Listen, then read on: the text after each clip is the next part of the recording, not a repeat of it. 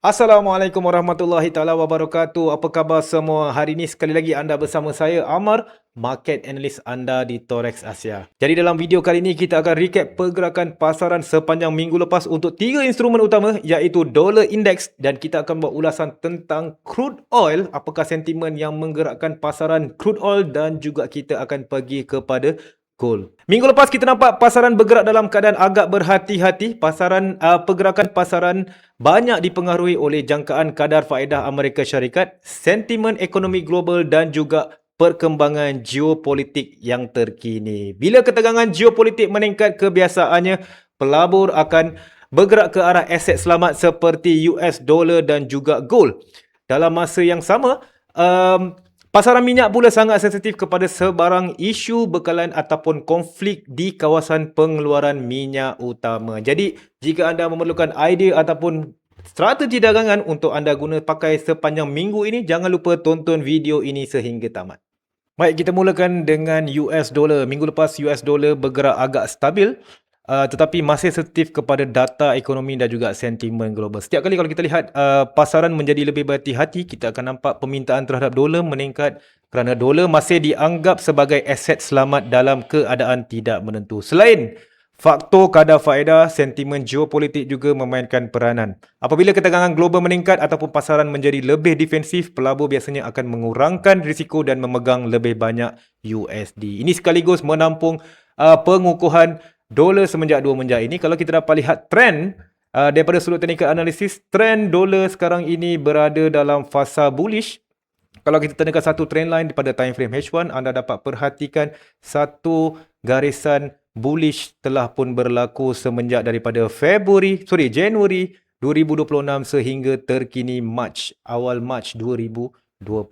So perhatikan daripada sudut technical analysis, perhatikan satu zone resistance yang agak strong dekat sini. Okey, di sekitar paras harga 98.48. Seperti biasa, sekiranya price berjaya memecahkan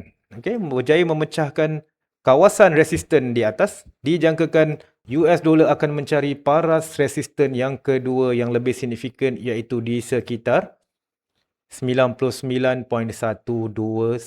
Dan seperti biasa sebaliknya, sekiranya berlaku rejection kepada garisan resisten yang pertama, ini menunjukkan bahawa mungkin US dollar pada minggu ini akan mencari dan tak mencari paras terendah di bawah terlebih dahulu sebelum meneruskan momentum kenaikan di atas. Namun secara teknikalnya kita nampak USD mengukur pada minggu ini, belum ada tanda-tanda lagi perubahan arah ataupun perubahan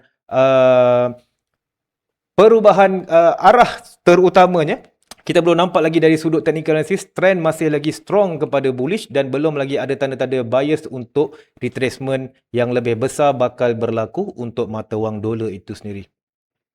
Okey, kita pergi kepada carta seterusnya. Kita akan melihat kepada crude oil. Minggu lepas kita dapat perhatikan minyak minggu lepas menunjukkan pergerakan yang agak tidak sekata. Harga bergerak naik dan turun menunjukkan data pasaran masih cuba menentukan arah yang lebih jelas. Pasaran minyak sangat sensitif kepada faktor geopolitik kerana sebahagian besar bekalan minyak dunia datang daripada kawasan yang sering mengalami ketegangan seperti Timur Tengah. Dan yang terkini, seperti yang kita ketahui, berlaku peperangan di antara US dan juga Iran yang sekaligus mencetuskan konflik di Timur Tengah. Perlu diperhatikan sekarang ni adalah kawasan Selat Hormuz. Sekiranya tindakan diambil oleh kerajaan Iran menutup selat tersebut, kita menjangkakan harga minyak akan meningkat dalam masa terdekat. Kalau kita lihat pada carta yang terkini dari sudut technical analysis, telah pun berlaku satu bullish strong momentum, okey, daripada paras 6026 sehingga 6653. Okey.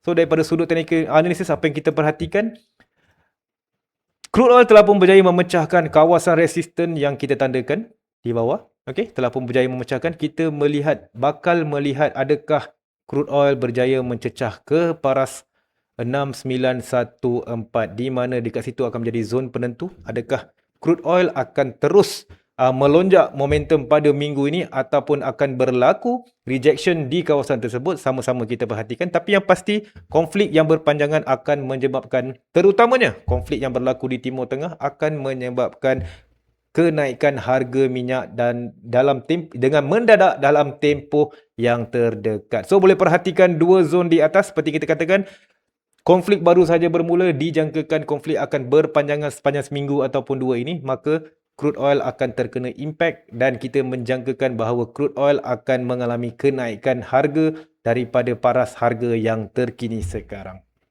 Okey, last kali kita akan pergi kepada instrumen kegemaran trader di Malaysia iaitu gold. Gold minggu lepas terus mendapat perhatian kerana sentimen global masih kelihatan tidak begitu stabil apabila pasaran berada dalam keadaan uncertainty ataupun tidak pasti. Ramai pelabur akan beralih kepada safe haven asset seperti gold kerana ia dianggap sebagai alat ataupun aset pelindung nilai. Selain itu, ketegangan geopolitik kebiasaannya memberi sokongan kepada gold kerana pelabur mencari tempat yang lebih selamat untuk menyimpan nilai kekayaan mereka.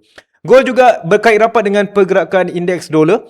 Okey, kebiasaannya jika dolar mengukuh, gold akan sukar untuk membuat kenaikan, manakala sekiranya dolar melemah, kita akan dapat lihat gold lebih mudah untuk naik.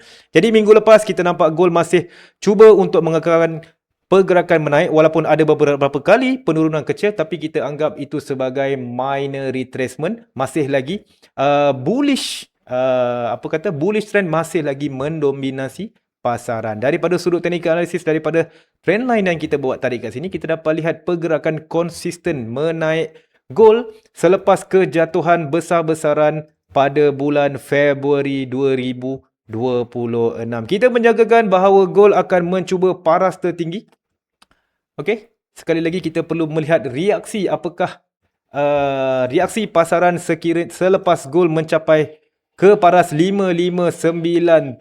Perhatikan adakah akan berlakunya rejection. Sekiranya rejection berlaku, kita akan perhatikan kawasan zone support di sekitar 5245 untuk kita perhatikan adakah akan berlakunya major retracement pada minggu ini. Tetapi seperti yang kita cerita tentang apa yang berlaku kepada crude oil, kita cerita apa yang berlaku kepada geopolitik semasa, kita menjangkakan bahawa gold akan membuat kenaikan dalam tempoh beberapa minggu ini disebabkan ketegangan geopolitik. Para penganalisis menjangkakan gold dijangka akan mencecah ke paras $6,000 per ounce, tapi seperti yang kita katakan, perhatikan dulu kawasan resisten terdekat sebelum kita membuat keputusan yang lebih jauh. Perhatikan sekiranya apakah momentum akan terus berkekalan ataupun adakah akan berlakunya simptom-simptom yang akan menyebabkan berlakunya pergerakan major retracement kepada gold pada minggu ini. Okey, itu saja untuk hari ini. 3 instrumen utama, dolar, indeks, crude oil dan juga gold. Sekiranya anda rasa video ini bermanfaat, jangan lupa share video ini ramai-ramai dengan kawan-kawan trader di luar sana. Dan sekiranya anda mempunyai sebarang persoalan tentang apa yang berlaku terhadap pasaran sepanjang minggu ini, anda boleh drop komen anda di ruangan komen di bawah. InsyaAllah saya akan cuba membalas dan akan cuba memberi penerangan lebih lanjut tentang apa yang berlaku terhadap pasaran. Terima kasih kerana menonton sehingga tamat. Kita akan berjumpa lagi pada hari Isnin minggu depan untuk ulasan pasaran seterusnya. Terima kasih sekali lagi. Jangan lupa follow kami di Torex Asia. Assalamualaikum dan bye-bye.